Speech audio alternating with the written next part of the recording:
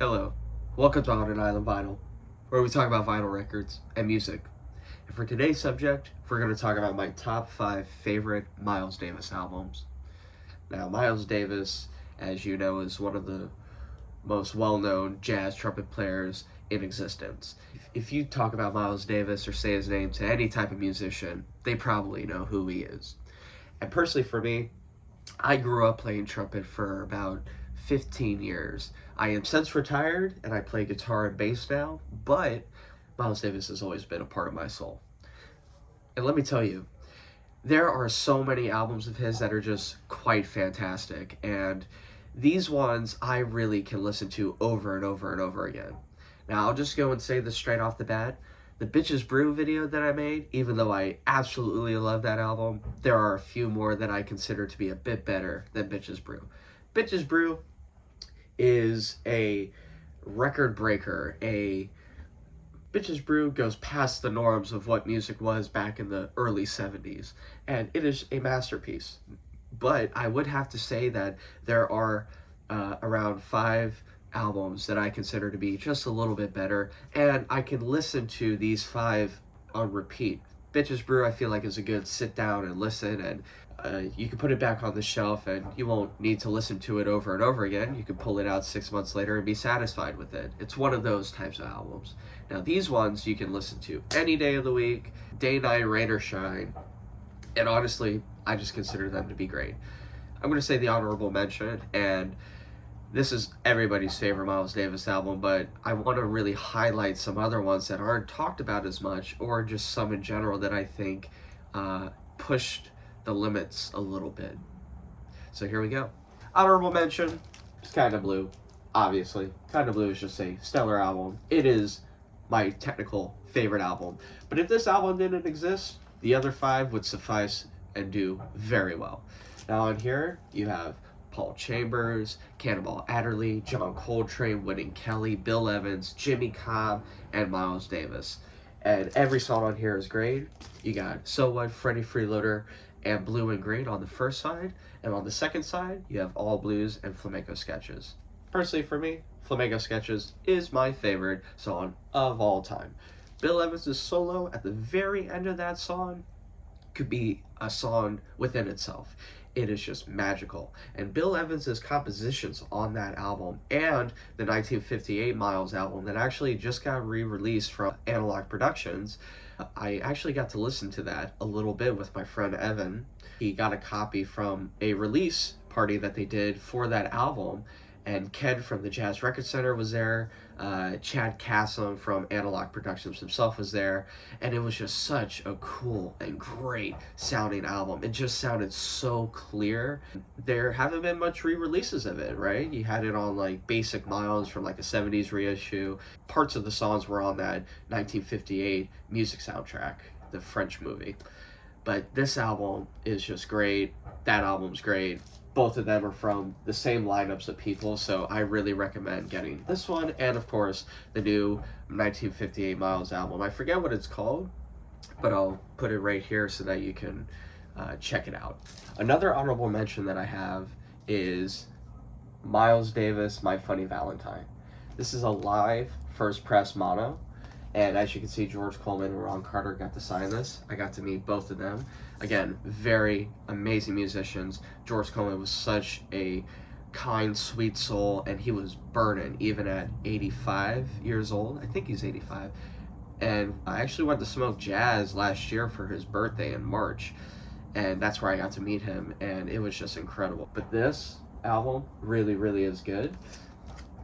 And for a live album, the sound quality is actually really nice. This album and another one that I'm going to show later on were both part of the same concert, but they actually split it up to where this album has the slower songs and the other album has the faster songs. Really smart idea by Columbia. They kind of knew how to market it.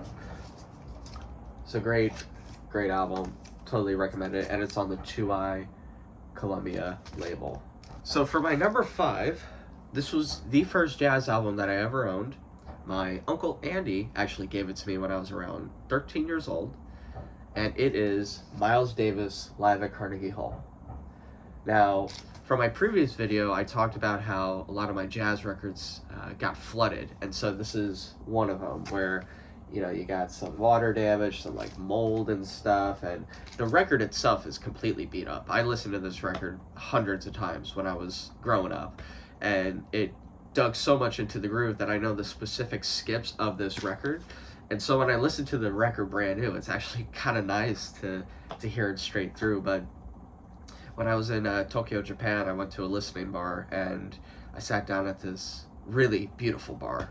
The first song that they played was So What off of this album. Let me just tell you, this album is incredible. It's the only live album that actually features Hank Mobley on saxophone with Miles Davis. But it has almost the same lineup as Kinda Blue. You have Woody Kelly, Paul Chambers, Jimmy Cobb, Hank Mobley, and Miles Davis. It is a fantastic album. And Gil Evans has a 21-piece orchestra that blows it out of the water. And again, for a live album, this sounds just incredible. I mean, it's a fantastic album, and I don't want to take it out of the sleeve, but I'll just do it for this video. I haven't done this in forever. But this record is amazing. It's just incredible.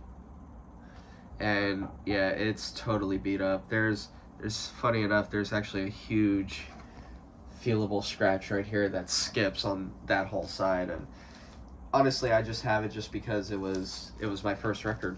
Now there actually is another Miles Davis Carnegie Hall album, but it's later on. I think it's featuring like in the 70s, I think. I never personally listened to it, but I was always satisfied with this one. On the front it says, "To Adam, this album is one of the most valuable trumpet lessons you'll ever get. I hope you play it throughout your life. Enjoy. Happy 14th birthday. Love, Uncle Andy."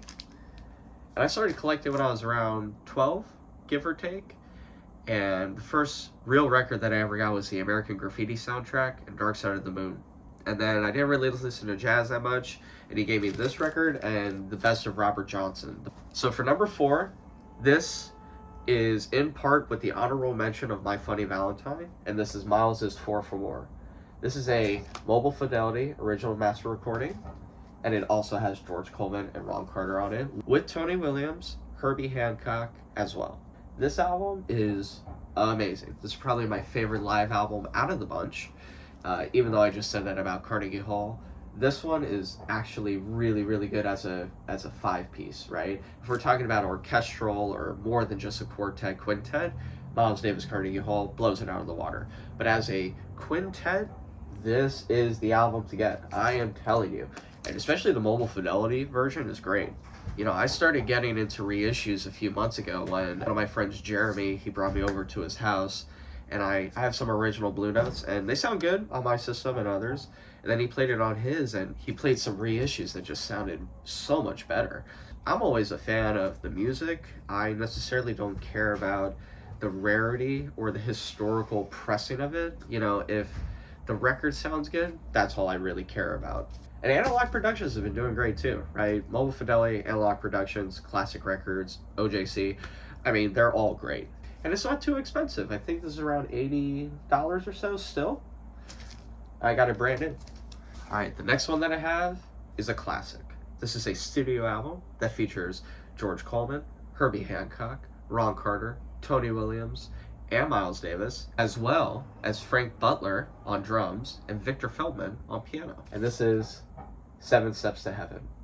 Now, this is a really cool album because every song interlocks different musicians. So Victor Feldman and Frank Butler play on 3 songs, and then Herbie and Tony Williams play on 3 songs.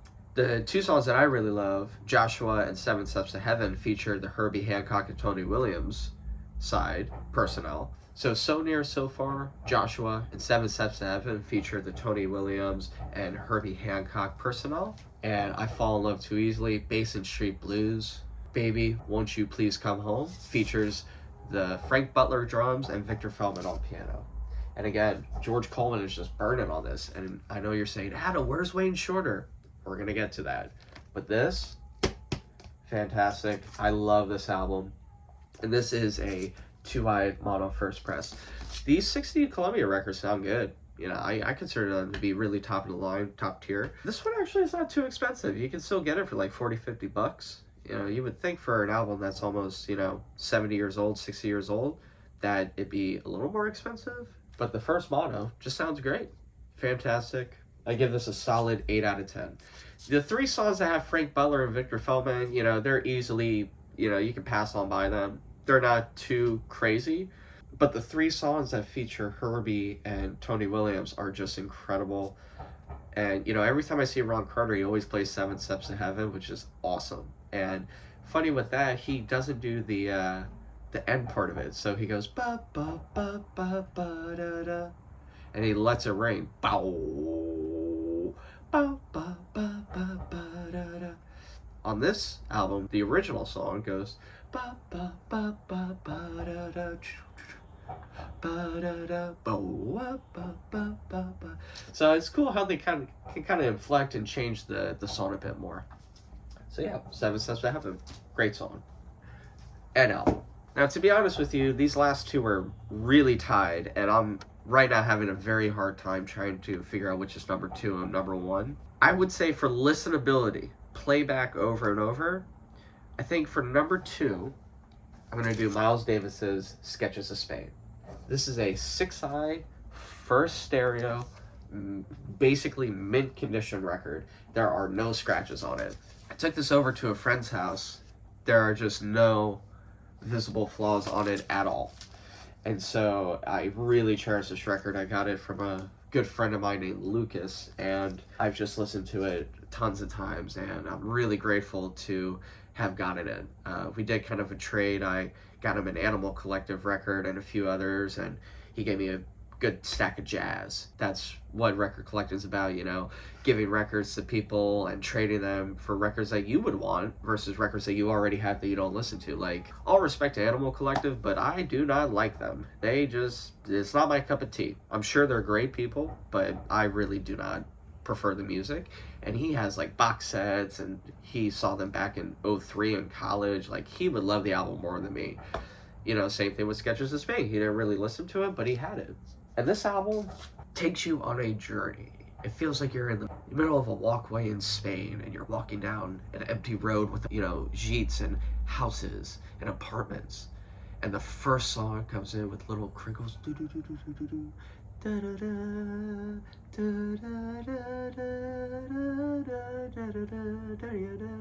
the whole time Miles is soloing and improvising over the whole thing. And Gil Evans, man, he has the whole arrangement down and everything. It just sounds incredible. And every song on here is great. So for side one, you have Concerto de Aranjuez, Willow of the Wisps. For side 2, you have The Pan Piper, Saeta, and Solia. And this first side has a 15-minute song, the Concerto de Aranjuez, which really is just a total symphonic, ear melter. This album you have to have a little patience with. But once you listen to it for the first few times, you really start to fall in love with it. The second song, Willow of the Wisp, comes in good, hot, nothing too crazy, and it's a good kind of refresher after listening to 15 minutes of like very slow, improvising, like Spanish type of sounds. The second side all has songs that range for about 5 to 6 minutes each. And again, those songs are also really, really good. I would like to think that when Miles was creating these albums, I think he knew what he was doing, because, he invented modal jazz, fusion, even like that weird 80s rap stuff that he did before he died. But he was always thinking more than just the pocket sound. If you notice, as time went on, he never really went back to his sounds that he had previously. He always kept on growing. And it's the same thing with this. Like, once he did this album, that was it. He didn't do anything else like this. I just am so in awe of how he was able to just possess this musical creativity to where he could just keep on releasing stuff every year, almost every year. I mean, he didn't retire for like 5 years, from like 1971 to I think 75, 76. But man, like that period of like right after Parker to about 1971 after Bitches Brew, I gotta congratulate him. It is just an amazing accomplishment. And so yeah, Sketches of Spain, just fantastic album. Now for number 1, this is personally my favorite Miles Davis record outside of Kinda Blue. This features Wayne Shorter, Herbie Hancock, Miles, Ron Carter, and Tony Williams. the quote unquote the second quartet. The first quartet is the Paul Chambers, Jimmy Cobb, Bill Evans, John Coltrane. And then there was a little bit of a transition with George Coleman. He played on a few albums. And then along came in Wayne Shorter, which changed the game. And so this album, I feel like, was the start to a very out-of-pocket, in-the-pocket type of fusion. Even though there's no fusion-esque type of instruments, there's a lot of ideas on here. A lot of these songs were written by Wayne Shorter, and the album is Miles Smiles. This is a first stereo press, and this was one of the first albums I got to talk to Ron Carter about, and it was funny when he was signing it, he went like, oh, that looks familiar, I haven't seen this in a while. He's always joking around and just honestly a really cool, down-to-earth guy. But this album features just an amazing set of songs. Orbits by Wayne Shorter, fantastic arrangement. You have Circle by Miles Davis. Then you have The Elusive Footprints, which is the feature of this song. I'm telling you, oh my gosh, Footprints is such a good song, and it's one of Wayne Shorter's most recognizable quality type of arrangements where you could just listen to it over and over and over again and just hear so much from this album. And even his arrangements later on, when it came to Footprints, he did some slow versions, some fast versions, but it's one of those jazz standards that was a little bit out of the pocket, but just the right amount, right? It's not out to lunch Eric Dolphy, and it's not beboppy Charlie Parker stuff. This is like right in there. Perfect amount of sound. And the other Wayne Shorter original is Dolores, which that song also is incredible. You have Freedom Jazz Dance, which is arranged by Eddie Harris, and then you have Gingerbread Boy, which is done by Jimmy Heath. And their versions on this are just really good. Again, Eddie Harris, Jimmy Heath, love them. They're amazing. Their arrangements are very cookie cutter, just very in the pocket, just, very this. But how this group was able to transform that sound into their own and make it feel like it was their own arrangement really blows it out of the water with the Jimmy Heath and Eddie Harris original songs that they did. And so this album, again, is just like, it's hard to put into words. Like, once you listen to it, you're going to actually understand. And I will put links in the description because you have to listen to this. It is on Spotify. You just type in Miles Smiles, it will come up. To me, it's one of these records that, again, you can listen to while you cook, while you clean. I prefer when, you get stoned or, if you get a few glasses of wine in you and you put this on, you will love it. Especially after listening to like Kinda Blue or anything kind of slow. This will definitely pick you up. Again, like it's really good. And I actually had a copy that they released back in like 2022 of the session notes, and Ron Carter signed it, but I sold it for some extra rent money. But it was nothing like crazy. It was just kind of like the outtakes, and there were 3 discs on it, and there was no like actual, like, there was playing, but it was like 1 or 2 minutes each, and then the rest of them were just talking the whole time or practicing in between different ideas. So it's cool, it's kind of like one of those interview, like, Beatles records where, it is a Beatles record, but it's just them talking, like, it's okay. This is the one again. Miles Smiles by Miles Davis. Anyway, I'm on an Island Vinyl. Thank you so much for watching. Please like and subscribe. Peace.